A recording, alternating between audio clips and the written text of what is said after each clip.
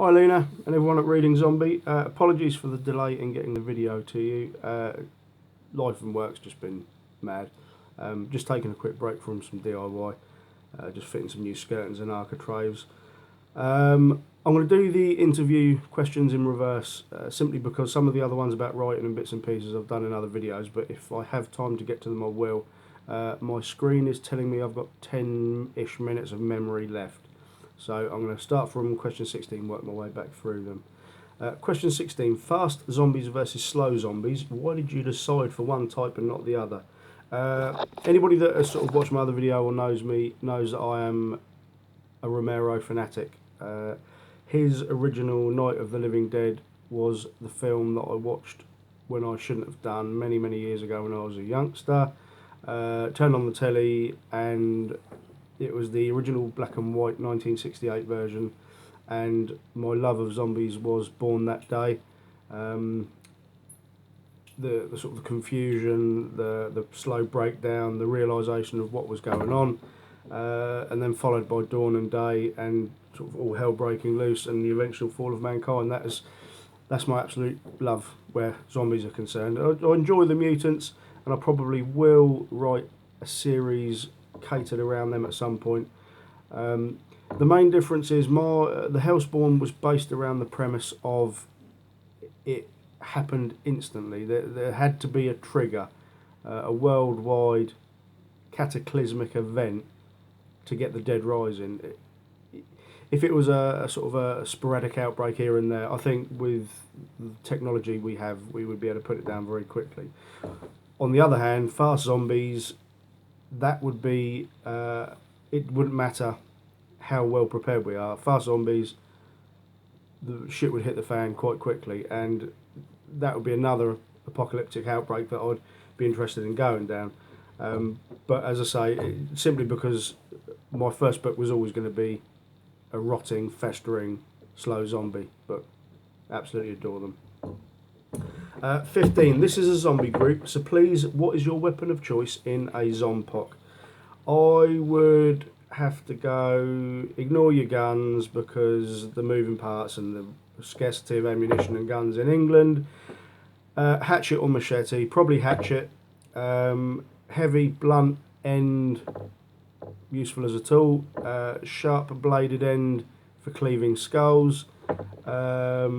Not a large twin bladed axe. I've done a lot of swinging of axes in my time.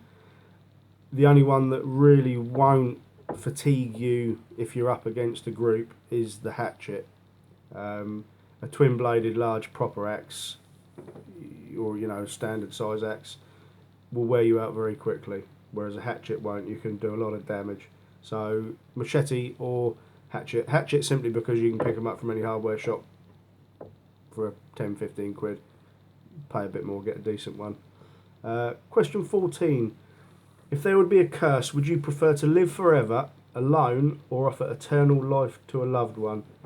Oh God, I would live alone, simply because nobody wants to live forever. The point of my books is family, coexistence, support, love. Without other people, what's the point? There is no point. You're living forever. Yes, you could have multiple wives and families. You'd have falling in love over and over again, but you'd have the horror of losing those you love to decrepitude and age. No. Eternal life to a loved one, that would be awful. You'd be condemning them to absolute horror. So I would live alone. I'm quite happily being alone. Just sit quietly in my corner doing my thing. So yeah, out of those, it would have to be alone. The others are just too horrible to think of. Do you listen to music when you write? Yes and no. Sometimes I will have absolute silence. Sometimes I will have the telly on with a film on. Sometimes I'll have the telly on with a series on. Sometimes I will listen to The Prodigy. Sometimes I will listen to house. Sometimes I will listen to trance. I'm not I enjoy rock. I will listen to it, but it is not my muse as far as music is concerned. I am a child of the rave generation, the 90s. Dance music is where my love lies. But it is not, I don't need it to write. It is not imperative that I have music, that I have noise. It doesn't really make any difference. It just depends how the mood takes me at the time. If you could talk to any author, dead or alive, who would it be? Veronica said Richard Lehman. I've got to admit, I've read pretty much all of Lehman's books, and he is the gore master. Just, I call him Rapey Lehman because he seems to go into great depth on the whole rape culture, which is something that I find very uncomfortable and I can't write about. He loves outlandish scenarios with crazy deaths, and I absolutely loved reading it.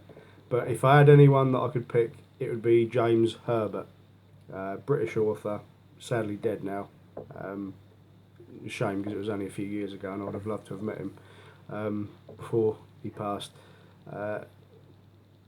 Other than Stephen King, who I read Salem's Lot originally, and then Carrie and a few others that my mum left lying around. Thank you, Mum, wherever you are now. Thank you.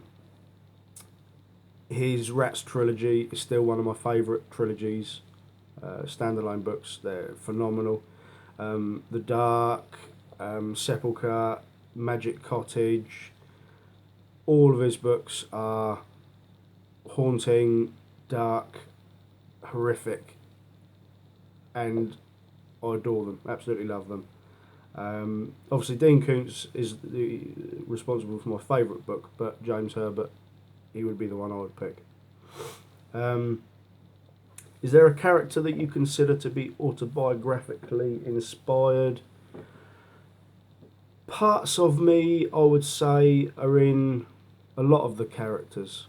Kurt, I would say, is who I'd like to be.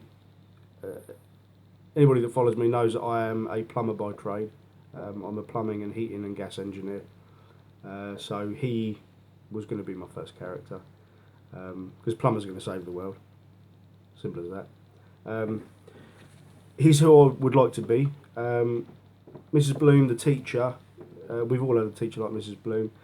Winston's sort of sarcastic humour is quite close to my own. I am by nature very sarcastic towards myself and others. So bits of me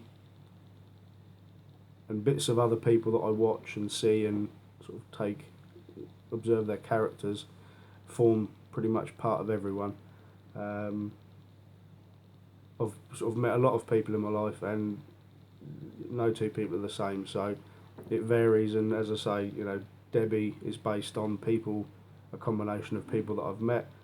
I've met people as vile as Debbie. We all know they exist, and I have met people that are like that. Question 10. What advice would you give to someone thinking about starting work on their first novel?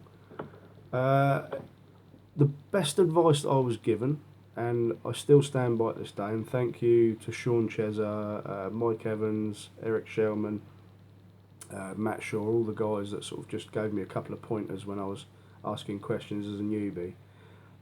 Don't worry about sales. It doesn't matter a toss if you sell 1 book a day, 10 books a day, 100 books a day. What you need to be doing is writing, and writing consistently. One author told me, when you have got 10 books out, then worry about sales. Until then, you're not established enough. Some people will hit the ground running and their novel will be picked up and it will be phenomenal.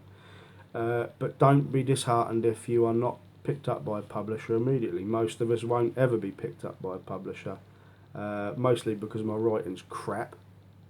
But just write. The chances are you're not going to be rich from writing. You're not going to make a great deal of money from writing. The reason that we write is because we enjoy telling stories that other people enjoy. I like telling character-driven stories that people can fall in love with the characters, they can despise the characters, they can scream at the characters, but you've got to write for you. Don't worry about sales. It's nice to get sales, and they will come eventually. But to start with, just write. Network, get to know people, meet people, talk to people on Facebook.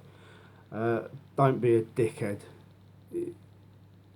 I've met a few people that are starting out to be authors, and they're arrogant, and just be friendly. Don't be a tosspot. We're all in the community together. Those people won't get any of my support, because I'll support anyone, but not if you're a knob. Lastly, I'm running out of time now. Question 9? What is on your Kindle and your to-read list? I've just finished David Simpson's Zombie Road. Pick it up; it's brilliant.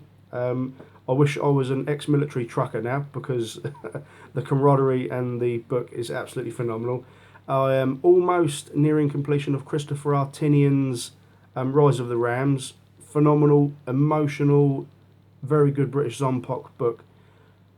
Grab that, Christopher Artinian, Rise of the Rams. I've got lots of other stuff. I generally try and read one book from each author that supports me in a row, so I'm going to be reading forever. I'm out of time. Thank you, everyone. See you soon. Bye.